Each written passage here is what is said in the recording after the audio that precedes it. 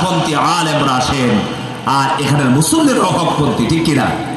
শয়তান জনগণকে বলছে ওদের মাজারে যাও, ওদের কবরে যাও, গিয়া তোমরা ওইখানে গিয়া কিছু চাও, তাহলেই দেখবো ওরা খুশি হয়ে যাবে। চিল্লায় বলে নাউজুবিল্লাহ। এই জাতের মানুষ কি তারা সাজদা করল?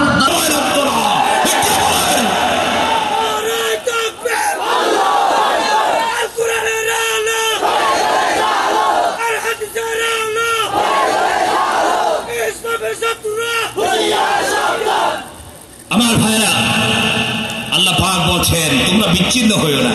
আমরা বিচ্ছিন্ন হয়ে গেছি। কথা বলে না কেন? আমরা কি হয়ে গেছি বিচ্ছিন্ন? কোথায় জানেন? টুপিতে বিচ্ছিন্ন, পাঞ্জাবিতে বিচ্ছিন্ন, কিনা খান নজুবিল্লাহ বলবেন না? মারার কথা বলেছে নূর মানে কিনা সেটা নিয়ে নজুবিল্লাহ।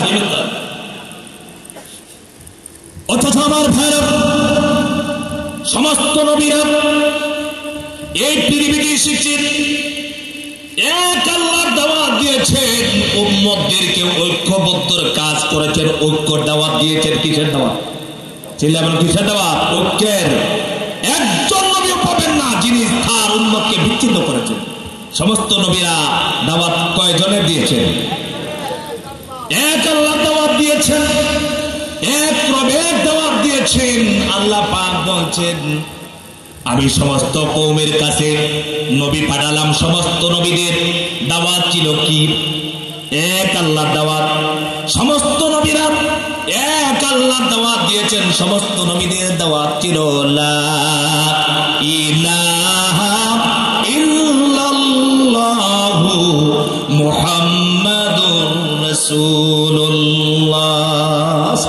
একটাই, লা ইলাহা ইল্লাল্লাহ।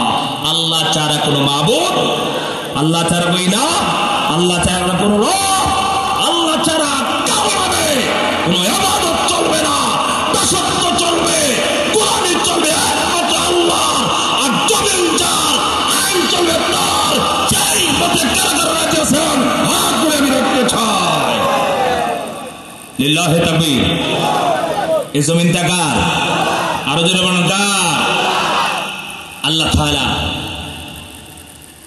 সমস্ত নবীদের দাওয়াত ছিল একটি। সমস্ত নবীরা এক আল্লাহ দাওয়াত দিয়েছেন। আদম আলাইহিস সালাতু ওয়াস সালাম দাওয়াত দিলেন লা ইলাহা ইল্লাল্লাহু আদামুস সফিউল্লাহ। এটা আদম আলাইহিস সালামের কালেমা, দাওয়াত দিয়েছেন। কার কথা বলেছেন? কারণ ঐক্যবদ্ধ থাকলে সবচাইতে যে সুবিধা সেটা হলো দিন কায়েম একবারে সহজ হয়ে যায়। কি হয়ে যায় বলেন? আমরা দিন কায়েমের আন্দোলন করতেছি, আমাদের উলামায়ে কেরাম দিন কায়েমের আন্দোলন করতে করতে জীবন দিয়েছেন, কিন্তু দিন কি কায়েম হয়েছে? কথা বলেন, দিন কায়েম হয়েছে? তার সবচাইতে বড় বাধা কোনটা বলেন তো? সবচাইতে বড় বাধা হলো আমাদের ভিতরে অনৈক্য। কি? আল্লাহ পাক বলছেন তোমাদের মধ্যে যদি অনৈক্য থাকে, ঐক্য যদি গঠন না করতে পারো, তাহলে কি সমস্যা তোমাদের হবে?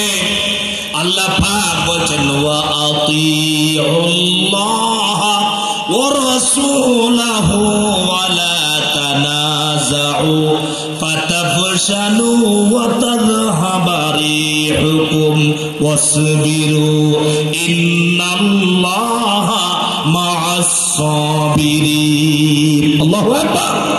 আল্লাহ পাক বলছেন তোমরা আল্লাহ এবং রাসূলের আনুগত্য করো, ইতাআত করো, অনুসরণ করো, আল্লাহর কথা মানো, রাসূলুল্লাহর কথা মানো। দ্বিতীয় নম্বর যে কাজটা করতে হবে সেটা হলো তোমরা বিবাদ তৈরি করো না। আর যদি তোমরা বিবাদ তৈরি করো তাহলে তোমরা এক নম্বর যে ক্ষতি হবে সেটা হবে তোমরা দুর্বল হয়ে যাবে। কি হয়ে যাবে? আল্লাহ বলছেন তোমরা বিবাদ তৈরি করো না, একজন আর একজনের পিছনে লাগিও না। আজকে এক হুজুরকে মারলে আরেক হুজুর হাতে তালি দেয়। কথা বলে ঠিক না? আপনারা বলবেন হুজুর এই তো একটা মিথ্যা কথা বললেন অনেক দূর থেকে এসে। একবারে আঙ্গুল দিয়ে দেখে দিচ্ছি, আমরা এই শুধু বাংলাদেশ নয়, তাম পৃথিবীর যেখানে মুসলমান আছে, কোটি কোটি মুসলমানের হৃদয়ের স্পন্দন যার নাম বললে পরে সবাই বুঝে কোরআনের ফাঁকি, ঠিক কিনা বলেন? সেই কোরআনের ফাঁকিকে চিনে নেয় এমন কোন মুসলমান রাষ্ট্র নাই। আল্লামা সাঈদীর যখন ফাঁসির রায় হলো, তথাকথিত নামদারি কিছু মসজিদ মাতা মৌলবীরা এই দেশে মিষ্টি বিতরণ করেছিল, ঠিক কিনা বলো? তাহলে ওরা কি মুশরিক না মুসলমান ছিল? কিন্তু মুসলমান নাম আসলে মুশরিক, ঠিক কিনা? আল্লাহ বলছেন তোমরা বিভেদ তৈরি করো না, ফাজারাত তৈরি করো না।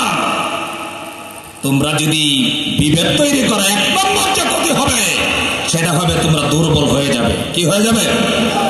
দুর্বল হয়ে যাবে। দুই নম্বর হলো তোমাদের যে পাওয়ার, সেই পাওয়ার আর থাকবে না। আজকে বলেন পৃথিবীতে যত রাষ্ট্র আছে, মুসলমান রাষ্ট্রনায়কদের কোন পাওয়ার আছে পৃথিবীতে? কথা বলেন আছে? পাওয়ার দেখাতে পারে না। কারণ একটাই, কারণ সবাই ঐক্য নাই। কি নাই? জোরে বলেন কি নাই? আমার ভাইরা, সাঈদী রহমাতুল্লাহ আলাইহি ফাঁসির রায় দেওয়া হলো। অনেক হুজুরেরা বলেছে, কেউ রাগ করবেন না, ইউটিউবে সার্চ মারলে এখনো পাবেন। তারা খুশি হয়েছে, বিভিন্ন মাহফিলে মাহফিলে বয়ান করে যে সাঈদী ছিলেন রাজাকার, আজকে বিচার। এই কথাটা কি এভাবে না নিয়ে যদি সমস্ত হুজুরেরা একত্রিত হইয়া যদি স্লোগান দিত, কারণ কোরআনের পাখি তো সারা জীবন ভরা বাবা দিন প্রচার করেন না, আল্লাহর দিনকে প্রতিষ্ঠা করার জন্য আন্দোলন করেছিলেন, ঠিক কিনা বলে? আল্লামা সাঈদী রহমাতুল্লাহ আলাইহি সহ যত আলেম ছিলেন সবাই যদি ঐক্যবদ্ধ হয়ে বাংলাদেশে রাজপথে দাঁড়া যদি লিল্লাহে তাকবীর আল্লাহু আকবার বলা যেত, তাহলে বাংলাদেশে কোরআনের রাজ আরো অনেক দিন আগে কায়েম হয়ে যেত। কিন্তু এটা করে নাই। আমি জানি আল্লামা সাঈদী রহমাতুল্লাহ আলাইহি কওমি আলিয়া কোনো ভাগাভাগি করতেন না। কথা বলেন, করতেন? ভাগাভাগি করতেন না। তিনি শাইখুল হাদিস আল্লামা আজিজুল হক রহমাতুল্লাহ আলাইহি তিনি খেদমতে গিয়েছেন, ধর্মনার বিশ্ববের খেদমতে গিয়েছেন, খতিব সাহেব হুজুরের খেদমতে গিয়েছেন। তিনি সকলের সাথে ভালো সম্পর্ক ছিল। তিনি ইচ্ছে ছিল সবাই একটা ঐক্য করে যেন বাংলাদেশে কোরআনের রাজ কায়েম করা যায়। আমার ভাইরা, আল্লাহ পাক সমস্ত নবীদেরকে বলেছেন আন আকিমুদ্দিন, তোমরা দিন কায়েম করো, তোমরা ইসলামকে বিজয় করো। ওয়ালা তাতাফাররাকু, তোমরা বিভিন্ন দলে বিভক্ত হয়ে যায় না, তোমরা বিচ্ছিন্ন হয়ে যায় না। কারণ সমস্ত নবীদেরকে আল্লাহ তাআলা বলেছেন তোমরা দিনকে কায়েম করে অর্ডার কার। আমরা অনেক সময় দিন কায়েমের কথা বললে, অনেক জায়গায় বললে ছোট্ট করাবে না, অনেক জায়গায় বললে হুজুর এই মাত্র রাজনীতি বক্তব্য দিচ্ছে। আসলে দিন কায়েমের কথা এটা কি আমার কথা না আল্লাহর কথা? আরো চিল্লিয়ে বলতে হবে কার কথা? আমি আওয়ামী লীগ করি, বিএনপি করি, জাতীয় পার্টি করি, জামাত করি, যে কোনো দল করি, আমি যদি মুসলমান হিসেবে বাঁচতে চাই, মুসলমান হয়ে যদি দুনিয়া থেকে বিদায় নিতে চাই, আমার ভিতরে আল্লাহর জমিনে কোরআনের রাজ কায়েম হওয়ার তামান্না থাকতে হবে। যদি তামান্না না থাকে আমি বেঈমান, আমার কোনো ঈমান নাই। আমরা যারা যারা চাই আল্লাহর জমিনে আল্লাহর কোরআনের রাজ কায়েম আমরা দেখতে চাই, হাত তুলে দেখতে চাই।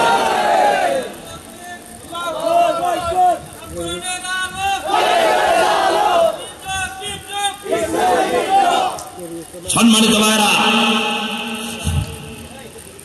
দিন বিজয় করার জন্য সবার মধ্যে আকাঙ্ক্ষা লাগবে। কারণ কি? কারণ হলো কোরআনের সমাজ যদি হয়, কোরআন দিয়ে যদি রাষ্ট্র চলে, তাহলে এই রাষ্ট্র শান্তির হবে, এতে কোনো সন্দেহ নাই। ঠিক কিনা কর? আপনারা কি সন্দেহ করেন নাকি? আর এছাড়া যতই আমরা চিল্লাই 100 শান্তি প্রতিষ্ঠা করা সম্ভব? আরো যদি আমার সম্ভব নয় আমার ভাইরা। এই জন্য সমস্ত নবীরা জমিনের মধ্যে দাওয়াত দিয়েছেন, এক আল্লাহ দাওয়াত দিয়েছেন। আল্লাহ পাক বলছেন ওয়ালাকাদ বাআসনা ফি কুল্লি উম্মাতির রাসূলান আনি ইবুদুল্লাহ ওয়াজতানিবুত তাগুত। আল্লাহ পাক বলেন আমি সমস্ত কওমের কাছে, জাতির কাছে রাসূল প্রেরণ করেছিলাম, আর সমস্ত কওমের কাছে তার নবীরা একটাই দাওয়াত দিয়েছেন, এক রবের দাওয়াত দিয়েছেন, বলেছেন আনি ইবুদুল্লাহ ওয়াজতানিবুত তাগুত। তোমরা ইবাদত করো, এক আল্লাহর দাসত্ব করো এক আল্লাহ, আর তাগুতের অনুসরণ করো না, তাগুতকে মানো না। আমার ভাইরা, এই জন্য সমস্ত নবীরা তার উম্মতদেরকে ঐক্যের কথা বলেছেন, এক আল্লাহর দাওয়াত দিয়েছেন। এই জন্য আমার ভাইরা, কোরআনুল কারীম হলো এক। আমাদের ভিতরে বিভেদ আছে, আমাদের ভিতরে মতানৈক্য আছে, যেটা ইহুদি নাসরারা তারা তৈরি করেছিল। আল্লাহ তাআলা কোরআনুল কারীমের ভিতরে বলছেন ওয়ালা তাকুনু কাল্লাযীনা তাফাররাকু ওয়া ইখতালাফু মিন বা'দি মা জাআহুমুল বায়িনাত ওয়া উলাইকা লাহুম আযাবুন মুহিন। আল্লাহ পাক বলেন তোমরা সেসব লোকদের মতো হয়ে যাও না, ইহুদি খ্রিস্টানদের মতো হয়ে যাও না, যাদের কাছে সুস্পষ্ট কিতাব আসার পরে, কথা আসার পরেও, বয়ান আসার পরেও তারা এই ধর্মকে মানল না। তারা বিভিন্ন দলে বিভক্ত হলো, তারা একের নিজের ধর্মকে বড় মনে করলো, তারা বিভিন্ন দলে বিভক্ত হলো, তারা নিজের ধর্মকে খণ্ড খণ্ড করে ফেলেছে। ইসলাম কি মানল না, তারা নিজের ধর্মটা কি বেশি বড় মনে করেছে। যেমন আজকে তামাম পৃথিবীতে অসংখ্য ধর্ম রয়েছে, খ্রিস্টান রয়েছে, বৌদ্ধ রয়েছে, ইহুদি রয়েছে, হিন্দু রয়েছে, অনেক ধর্মের মানুষেরা আছে, কিন্তু আসলে মূলে ধর্ম ছিল ইসলাম। কি ছিল? জোরে বলো, কি ছিল?